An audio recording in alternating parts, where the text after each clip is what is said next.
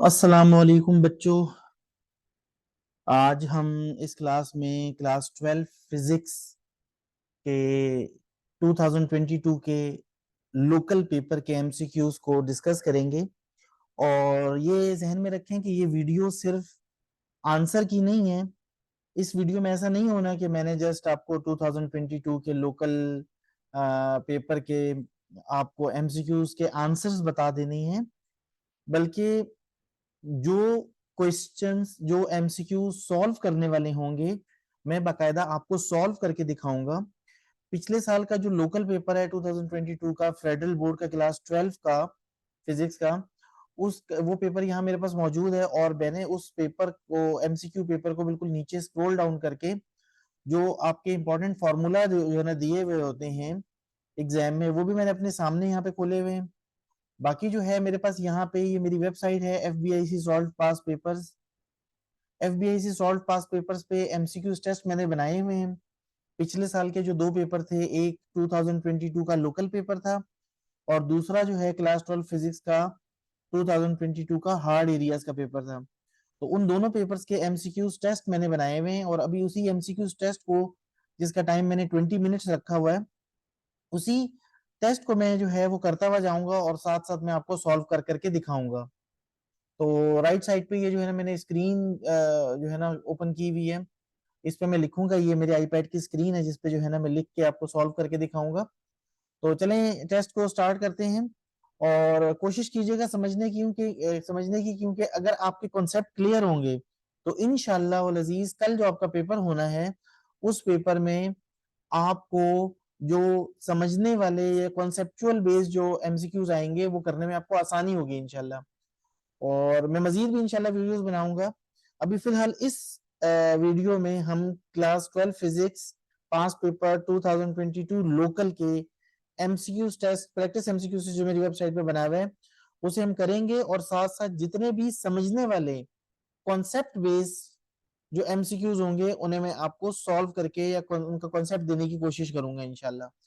तो पूरी वीडियो देखिएगा, कोशिश कीजिएगा समझने की, इंशाल्लाह वल अजीज फायदा होगा आपको। और अगर आप मेरे चैनल पे नए आए हैं तो मेरे चैनल को सब्सक्राइब कर लें, इस वीडियो को लाइक कर दें और शेयर करें, सो दैट कि मैं मजीद आपके लिए इस तरह की वीडियोस बनाता रहूं। तो चलें जी शुरू करते हैं। पहला एमसीक्यू है, the current in a coil of inductance 5 henry decreases at the rate of 2 ampere per second, the induced EMF is. यहाँ पे इंड्यूस ईएमएफ की बात वो की है कि जी इंड्यूस ईएमएफ बताएं। तो यहाँ पे जो फॉर्मूला यूज होगा, फॉर्मूला आपके पेपर में यहाँ दिया हुआ है, ये यहाँ दिया हुआ है इंड्यूस ईएमएफ का, E is equal to L D I upon D T. ठीक है जी, फॉर्मूला क्या है? इंड्यूस ईएमएफ का फॉर्मूला है L D I upon D T. ठीक है जी। अच्छा, अब यहाँ पे जो आपकी इंडक्टेंस है, एल की वैल्यू क्या दी हुई है? एल की वैल्यू दी है 5 हेनरी और D I upon D T की वैल्यू क्या दी हुई है? 2 एम्पेयर पर सेकेंड। तो सिंपल आपने एल की जगह एल की वैल्यू रखनी है 5 हेनरी, हेनरी लिखने की जरूरत नहीं है आपको। और जो रेट दिया हुआ है 2 एम्पेयर पर सेकेंड, वो बेसिकली एम्पेयर जो है ना ये करंट है और सेकेंड टाइम है। तो ये जो 2 एम्पेयर पर सेकेंड है ये D I upon D T की वैल्यू दी हुई है। ठीक है जी। तो आपने क्या किया, आपने D I upon D T की जगह टू रखी वैल्यू, एल की जगह 5 रखी, तो 5 टू से क्या हो गया 10। और ये जो इंड्यूस वोल्टेज होते हैं इसकी यूनिट होती है वोल्ट, तो इसका जो आंसर है वो आएगा 10 वोल्ट। ये 10 वोल्ट इसका आंसर है। ठीक है जी, अगले एमसीक्यू पे चलते हैं। The particle that experience strong nuclear force, ये तो आपको याद करना है कि the particles that experience strong nuclear force are hadrons, hadron sorry, hadrons. ठीक है जी। अगला एमसीक्यू है तीसरा, which factor does not affect the conductivity of a PN junction diode. जो पीएन जंक्शन डायोड होती है, पीएन जंक्शन डायोड में हमारे पास इस तरह जो है ना कि पीएन जंक्शन डायोड होती है, पी टाइप और एन टाइप मटेरियल होते हैं। ठीक है जी। पी टाइप सेमीकंडक्टर और एन टाइप के सेमीकंडक्टर से मिलकर बनती है पीएन जंक्शन डायोड। तो जो पीएन जंक्शन डायोड है उसकी जो कंडक्टिविटी है वो कहता है कि विच factor does not affect, doping का असर होता है, डोपिंग की, जब हम डोपिंग करते हैं तो डोपिंग की वजह से ही तो ये पीएन जंक्शन बनता है। हम सेमीकंडक्टर लेते हैं, उसकी एक साइड को जो है ना हम ट्राईवेलेंट से जो है ना डोपिंग करते हैं, उसकी दूसरी तरफ हम पेंटावेलेंट से डोपिंग करते हैं। ट्राईवेलेंट और पेंटावेलेंट से डोपिंग करके पीएन जंक्शन हमारा डायोड बनता है। तो डोपिंग का असर तो होगा और वोल्टेज का असर भी होगा, क्योंकि जाहिर है पीएन जंक्शन है, ये हमारे जो है ना वोल्टेज से ऑपरेट होती है, वोल्टेज का होगा, टेम्परेचर का असर होगा, सिर्फ प्रेशर का असर नहीं होगा, क्योंकि प्रेशर, पीएन जंक्शन पे प्रेशर डालने से कोई फर्क नहीं पड़ेगा। तो यहाँ पे इसका जो आंसर है वो है which factor does not affect the conductivity of a PN junction diode. तो इसका आंसर है प्रेशर डज नॉट अफेक्ट। चौथा एमसीक्यू आ गया जी, pair production occurs only when energy of photon is at least equal to, ये जो pair production होती है इसमें आपका जो फोटोन होता है उसके दो टुकड़े हो जाते हैं, एक बनता है इलेक्ट्रॉन और एक बनता है पॉजिट्रॉन। तो ये जो पेयर प्रोडक्शन है कि आपका जो फोटोन है, फोटोन के दो हिस्से हो जाएं, सही है, पेयर बन जाए, एक एक पॉजिट्रॉन बन जाए और एक इलेक्ट्रॉन बन जाए, इसके लिए जो कम से कम एटलीस्ट जो एनर्जी चाहिए होती है वो चाहिए होती है 1.02 मेगा इलेक्ट्रॉन वोल्ट। याद रख लें, ये भी याद रखने वाली बात है कि पेयर प्रोडक्शन के लिए 1.02 मेगा इलेक्ट्रॉन वोल्ट कम से कम एनर्जी चाहिए। पांचवा एमसीक्यू है, four charges plus Q minus Q plus Q minus Q R placed at the corners of a square taken in order at the centre of the square. क्या होगा भाई, अगर आपने ये चार चार्जेस लिए हैं, अगर आप जो है वो इन चार चार्जेस की वजह से आप ई मालूम करते हो, तो आप इन चार चार्जेस को ऐड कर लो, ठीक है। तो आपका क्या आ गया, plus Q minus Q plus Q minus Q, तो ये तो आंसर जीरो आ गया। और अगर ई जीरो होगा तो जाहिर बात है वी भी जीरो होगा। अगर इलेक्ट्रिक फील्ड जीरो होगी, क्योंकि ये जो है ना दो पॉजिटिव चार्जेस है और दो नेगेटिव चार्जेस है और ऑपोजिट हैं, तो ये क्या करेंगे, ये जो है एक दूसरे को कैंसिल कर देंगे, टोटल जो नेट चार्ज होगा, नेट चार्ज जीरो होगा, उसकी वजह से आपकी जो इलेक्ट्रिक फील्ड है वो जीरो होगी। तो जब इलेक्ट्रिक फील्ड जीरो होगी तो जो पोटेंशियल डिफरेंस है या जो वोल्टेज है वो भी जीरो होंगे, ठीक है जी। तो E is equal to zero, V is equal to zero, इसका करेक्ट आंसर है। यहाँ देख लें, कोई नेट चार्ज हमारा नहीं हो रहा, तो इलेक्ट्रिक फील्ड जीरो हो रही है। सिक्स एमसीक्यू है, a wire of resistance R is stretched, a wire of resistance R is stretched till its radius is half of original value, the resistance of stretch wire। याद रखें कि जब हम किसी भी वायर को स्ट्रेच करेंगे कि उसकी रेजिस्टेंस हाफ हो जाए। सपोज पहले उसकी जो रेजिस्टेंस थी, यहाँ पर पहले मैं फॉर्मूला आपको दिखा देता हूँ। फॉर्मूला यहाँ पे ये इस्तेमाल होना है, R is equal to rho L upon A, ठीक है जी। फॉर्मूला यूज होना है R is equal to rho L upon A use होना है। तो ये हम फॉर्मूला लिख लेते हैं, फॉर्मूला यूज होना है R is equal to rho L upon A. अच्छा, अब हमारे पास जो उसकी जो रेडियस था, रेडियस क्या हो गया, हाफ हो गया। तो मैं कहूंगा कि भाई जो आर डैश है वो क्या हो गया, आर अपॉन टू हो गया, ठीक है। आर डैश नया है, नया रेडियस है, तो वो क्या हो जाएगा, जब हम उसको स्ट्रेच करेंगे रेडियस हाफ हो जाएगा। अच्छा, रेडियस हाफ होने के साथ साथ यहाँ पे जाहिर है जब हम उसको स्ट्रेच करेंगे तो उसकी लंबाई ज्यादा हो जाएगी। अब उसका जो वॉल्यूम है, जो भी वो मटेरियल, तो हमने कहीं फेंकना तो नहीं है ना, चीज तो वही है। सपोज पहले जनाब जो है ना उसका हमारे पास रेडियस ये था, ठीक है, तो लेंथ भी कोई उसकी होगी जब रेडियस आर था। तो अब हम जब उसके रेडियस को आधा करेंगे तो हमारी जो उसकी लेंथ है वो 4L हो जाएगी। यानी आप कह सकते हैं कि जो L डैश है वो क्या हो जाएगा, वो 4L हो जाएगा। तो ये हमारी चेंजेस आएंगी कि जब हम उसको स्ट्रेच करेंगे तो रेडियस तो हमारा हाफ हो जाएगा, लेकिन उसकी जो लेंथ है वो 4 टाइम्स हो जाएगी, एल डैश जो है वो 4L हो जाएगी। तो अगर हम यहाँ पे ये वैल्यूज पुट करें, हम कहें जी R is equal to, formula क्या होता है, आर इज इक्वल टू होता है रॉ एल अपॉन, ये जो तार है आमतौर पर सर्कुलर होती है, एरिया जो होता है वो होता है पाई आर स्क्वायर, ठीक है जी, एरिया पाई आर स्क्वायर होता है। तो अब अगर मैं यहाँ पे आर डैश करूं तो आर डैश में मैं क्या कर दूंगा, रॉ तो वैसे का वैसा रहेगा, तो ये रॉ जो है वो ऐसे का वैसा रहेगा। एल की जगह मैं क्या लिख दूंगा, एल की जगह मैं फिलहाल लिख दूंगा कि जी एल एल डैश हो गया है, और एरिया जो है वो क्या हो गया है, एरिया जो है वो ए डैश हो गया। अब इसके अंदर मैं वैल्यूज पुट करूंगा, मैं कहूंगा जी रॉ एल एल डैश की जगह क्या लिखूंगा, 4L, और जो एरिया था पहले पाई आर स्क्वायर था, अब वो हो जाएगा पाई, और आर अपॉन आर की जगह आर डैश की जगह मैं आर अपॉन 2 का स्क्वायर लिख दूंगा। अब मैंने इसे सॉल्व करना है।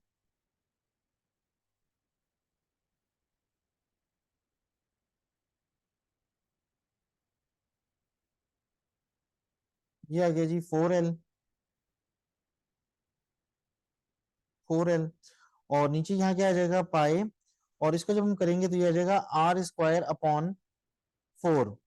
ठीक है जी। अच्छा, अब हम क्या करेंगे, अब हम यूं करेंगे कि ये आ गया रॉ, ठीक है, ऊपर आ गया 4l, और नीचे जो है ना ये पाई को वैसे ही रहने देंगे, और ये आर स्क्वायर अपॉन 4 जो है ना डिनोमिनेटर में नीचे जो है ना फ्रैक्शन है। जब भी डिनोमिनेटर में फ्रैक्शन हो उसे जब हम ऊपर लेकर आते हैं, इस फ्रैक्शन को जब हम ऊपर लेकर आएंगे तो ये क्या हो जाएगी, रेसिप्रोकल हो जाएगी। तो ये ऊपर आके यहाँ पे क्या हो जाएगी 4 अपॉन आर स्क्वायर। ठीक है। अच्छा, अब हमारे पास ये क्या है, ये जो 4 है और ये जो 4 है, ये जो दो 4 4 आए हैं इनको मल्टीप्लाई करके शुरू में लिख देंगे 16, और ब्रैकेट के अंदर हम फॉर्मूला लिख देंगे rho L upon pi R square. ठीक है जी। ये हमारे आर डैश की वैल्यू आ गई है। तो आर डैश जो है हमारा आ गया 16, और ये ब्रैकेट के अंदर जो कुछ भी है ये बेसिकली आर की वैल्यू थी जो हमने ऊपर यहाँ ली थी।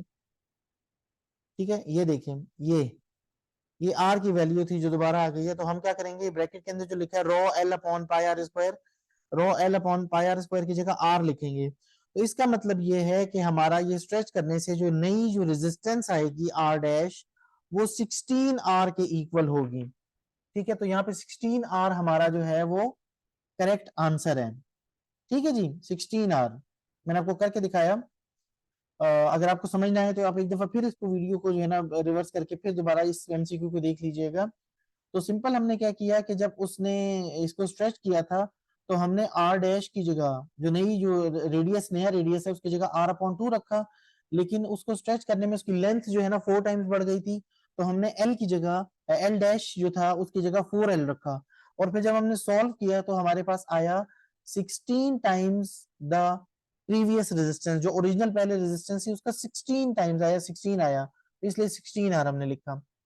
अगला एमसीक्यू है the working principle of galvanometer is based on. Galvanometer में करंट जाता है और उस करंट की वजह से वहां एक मैग्नेट होता है, करंट जब गुजरता है तो करंट की वजह से एक मैग्नेटिक फील्ड पैदा होती है और एक मैग्नेटिक फील्ड वहां पहले से मौजूद होती है। तो उन दोनों मैग्नेटिक फील्ड की इंटरेक्शन की वजह से टॉर्क प्रोड्यूस होता है। तो working working principle of galvanometer क्या है जी, टॉर्क है। ठीक है जी। आगे चलते हैं। Work done in moving a charge of 6 coulomb between 2 points is 10 joule. What is the potential difference between 2 points. इसका फॉर्मूला हम देख लेते हैं। वैसे तो मैं आपको सीधा सा फॉर्मूला बताऊं, इसका इसका फॉर्मूला जो है ना आपका, मैंने जो याद किया हुआ है कि भाई ये जो पोटेंशियल डिफरेंस होता है ना, पोटेंशियल डिफरेंस को डेल्टा वी कहते हैं। ये होता है वर्क डन पर कूलम चार्ज। क्या होता है जी, पोटेंशियल डिफरेंस होता है वर्क डन पर कूलम चार्ज। ऊपर वर्क डन नीचे एक चार्ज लिखते हैं। तो वर्क डन यहाँ पे कितना है जी, कहता है जी वर्क डन 10 जूल है। तो वर्क डन 10 लिख दूंगा ऊपर, और जो है चार्ज जो है वो 6 कूलम है। तो सिंपल 10/6 आ जाएगा। 10/6 आप अपना कैलकुलेटर पकड़ें और 10 को 6 से डिवाइड कर दें। तो जब हम 10 को डिवाइड करेंगे 6 से तो 1.666 आ जाएगा। तो ये 1.66 आपका जो है वो 1.66 आपका जो है वो आंसर है। ठीक है जी, 1.66 वोल्ट, सबकी यूनिट वोल्ट ही है, सिर्फ नंबर का फर्क है। 9 एमसीक्यू आ गया जनाब। आई होप कि आप लोगों को समझ आ रही होगी, और अगर समझ आ रही है तो प्लीज इस वीडियो को लाइक करें और शेयर करें अपने दोस्तों के साथ, और मेरे चैनल को सब्सक्राइब करें सो दैट कि मैं आगे भी आपकी या आपके जो दोस्त हैं उनकी मैं मदद करता रहूं।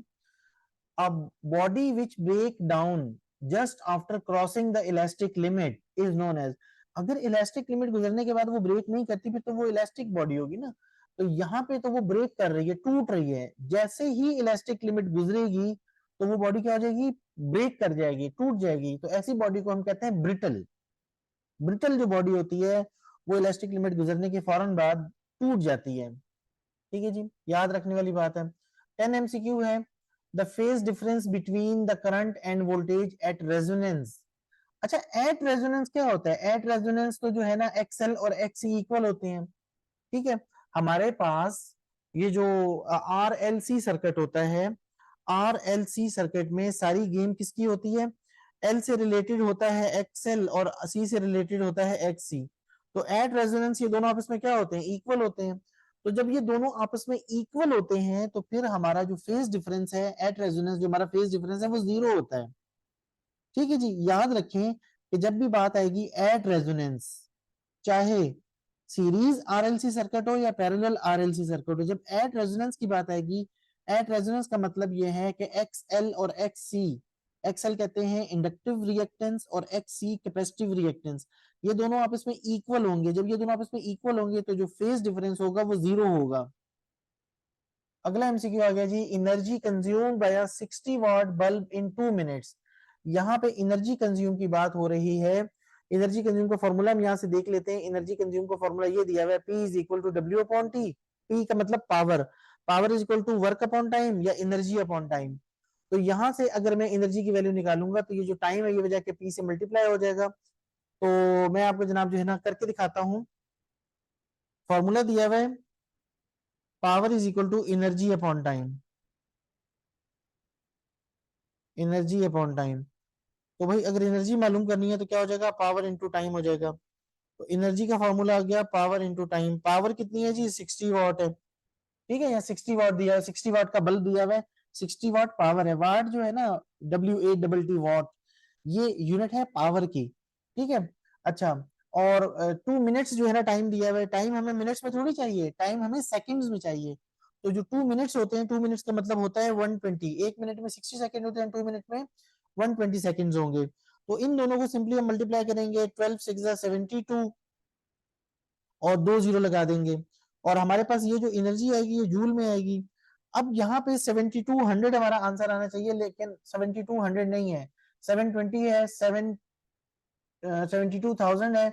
तो अगर हम इसको किलो में करें तो ये जो है, हम इसको 1000 से अगर डिवाइड कर दें, 1000 से डिवाइड करने के बाद हमारे पास क्या आ जाएगा 7.2 किलो जूल, ठीक है जी।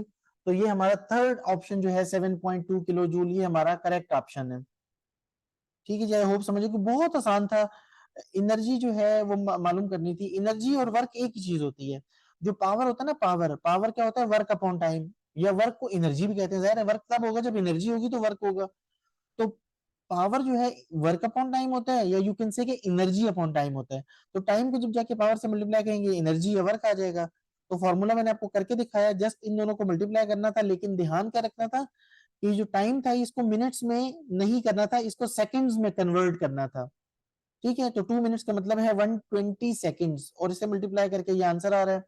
नेक्स्ट एमसीक्यू है जी 12 MCQ, photon A has twice the energy of photon B, what is the ratio of the momentum A to that of momentum that of B. ठीक है जी, यहाँ पे अब बात आ गई है मोमेंटम की। हमें जो है वो दी हुई है एनर्जीज। भाई एक की एनर्जी कितनी है? ट्वाइस है, ठीक है। सपोज मैं कहता हूँ यार ये ए है और ये बी है, इसकी एनर्जी कितनी है? ट्वाइस है, इसकी एनर्जी ई है तो इसकी 2 ई है। यहाँ पे हम रेशियो लगा देते हैं। अब मुझे क्या मालूम करनी है? ये एनर्जीज की रेशियो दी हुई है, तो मुझे तो मोमेंटम की रेशियो मालूम करनी है। तो मोमेंटम मालूम करने के लिए मोमेंटम का फॉर्मूला क्या होता है? अगर आप मोमेंटम का फॉर्मूला देखें, अगर मैं इस ई को सी से डिवाइड कर दूं दोनों तरफ, सी से, सी क्या है? स्पीड ऑफ लाइट है। अगर मैं ई को सी से डिवाइड कर दूं तो हमारे पास क्या आ जाएगा? पी आ जाएगा। तो ई अपॉन सी जो है, ये जो ई अपॉन सी है ये पी होता है, तो ये आ जाएगा 2 पी। और यहाँ पे क्या आ जाएगा? यहाँ पे आ जाएगा पी। तो अगर मैं पी को पी से कैंसिल कर दूं तो हमारे पास क्या आंसर आ जाएगा? 2:1। सिंपल, हमने रेशियो लेनी थी। हमने क्या किया? एनर्जी को मोमेंटम में कन्वर्ट करने के लिए हमने कहा जी अगर हम दोनों साइडों पे डिवाइड कर दें सी से, सी क्या है? स्पीड ऑफ लाइट है, तो ई अपॉन सी जो है वो पी के इक्वल होता है। पी क्या चीज है? मोमेंटम है। तो फिर दोनों साइडों पे अगर मैं पी से पी को काट दूं, अगर मैं ऐसे ना भी काटूं, अगर मैं अब ये करूं कि भाई मैंने इधर भी पी से डिवाइड कर दिया, इधर भी पी से डिवाइड कर दिया, तो फिर भी 2:1 जो है ना हमारे पास आ जाएगा। या सादे लफ्जों में आप ये कह सकते हैं कि जो रेशो मोमेंटम, जो रेशो एनर्जी की होगी वही रेशो मोमेंटम की भी होगी। इनकी एनर्जी जो है, फोटोन ए की जो एनर्जी थी वो ट्वाइस थी ना, तो फोटोन ए का जो मोमेंटम है वो भी ट्वाइस होगा। तो 2:1 जो है वो करेक्ट आंसर है। अगला एमसीक्यू है जी 13, which of the following series of hydrogen spectra lies in the ultraviolet region of the spectra। ये भी याद करने वाली बात है, ये लाइमन सीरीज जो है ये जो है आपकी अल्ट्रावायलेट रीजन में लाई करती है। नेक्स्ट एमसीक्यू है 14, if an electron jumps from second orbit to first orbit in hydrogen atom it emits photon of. अब यहाँ पे आपके जो है इसका जो आंसर फॉर्मूला है, फॉर्मूला ये लिखा है E is equal to E N minus E P, E is equal to E N minus E P, ठीक है जी। अब यहाँ पे ई एन का दिया हुआ है, ई एन जो है वो क्या होता है ई नॉट अपॉन एन स्क्वायर होता है, माइनस का साइन भी दिया हुआ है, माइनस के साइन को फिलहाल हम इग्नोर करते हैं। तो यहाँ पे अगर मैं फार्मूला लगाऊं, ई नॉट का आंसर दिया हुआ है 13.6 इलेक्ट्रॉन वोल्ट, ठीक है जी। तो यहाँ जो फॉर्मूला लगेगा आपका,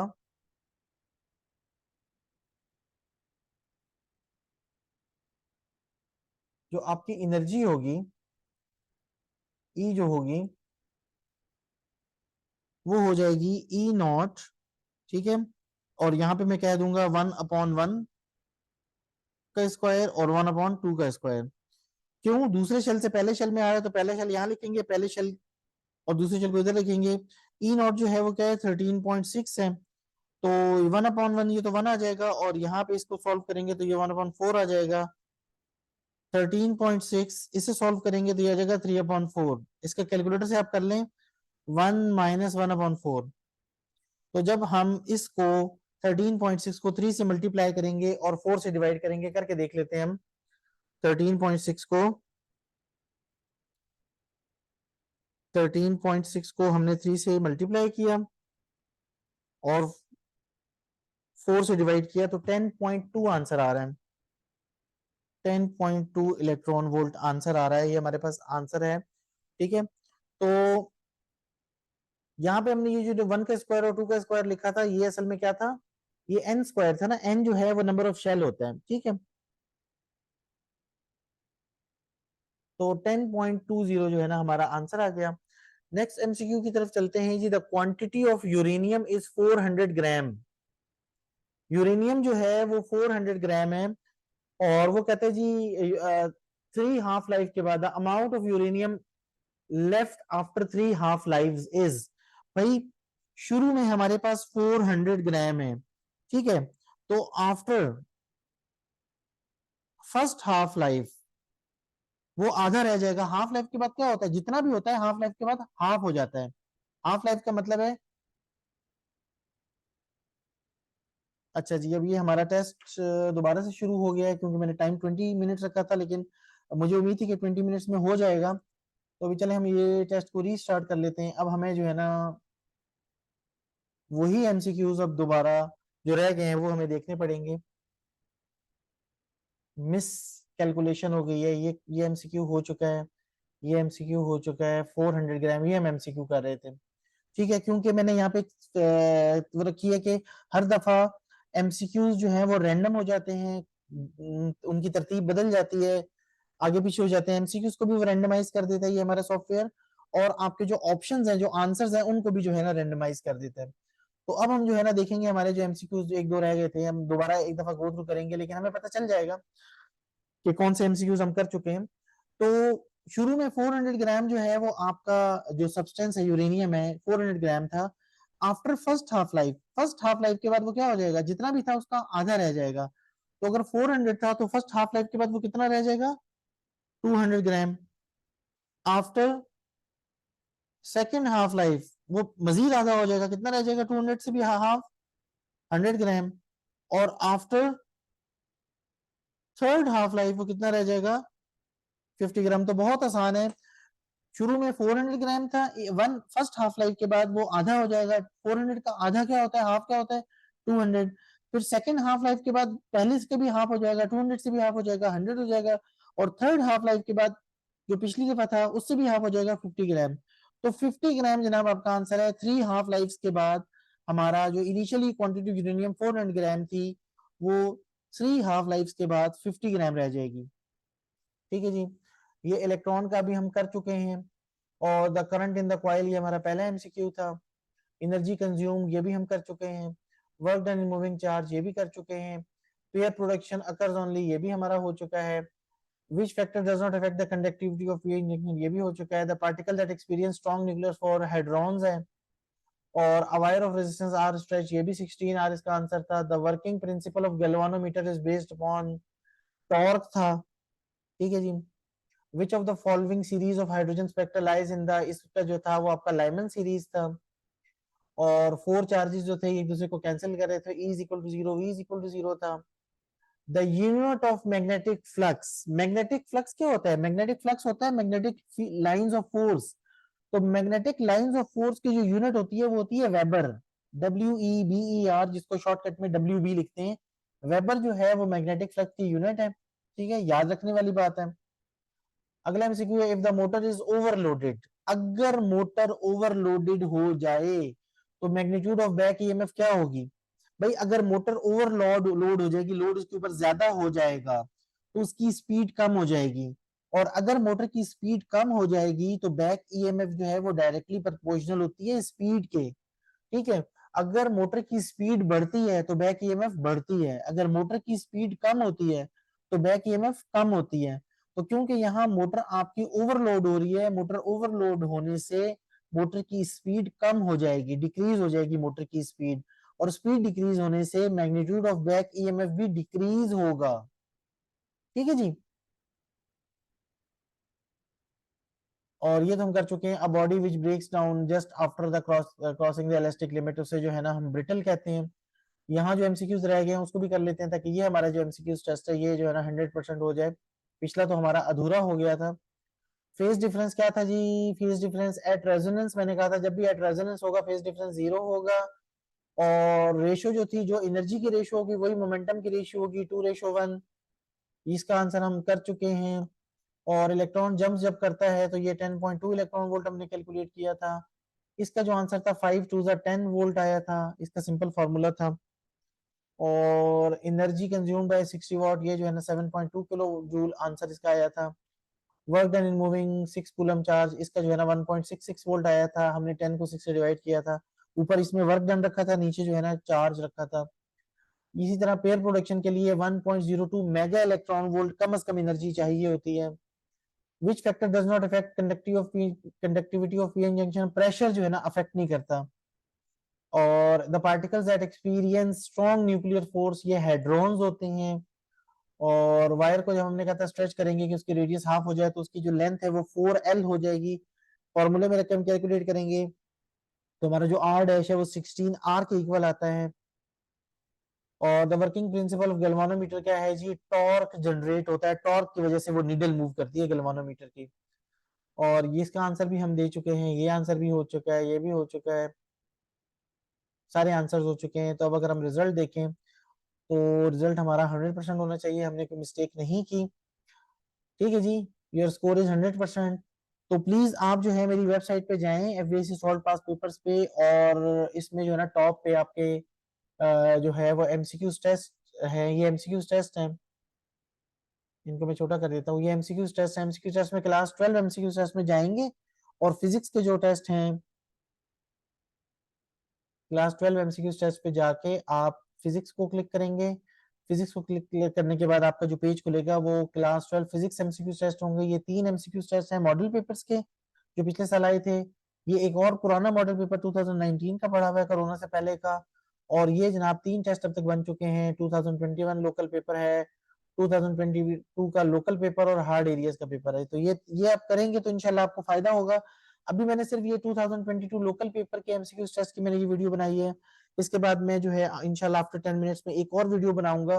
और ये 2022 हार्ड एरियाज पेपर को भी मैं डिस्कस करूंगा, इसके एमसीक्यूज को भी, फिर 2021 के लोकल पेपर एमसीक्यूज, और जितने भी मैक्सिमम आज हो सकते हैं मैं इंशाल्लाह आपके लिए वीडियो बनाऊंगा.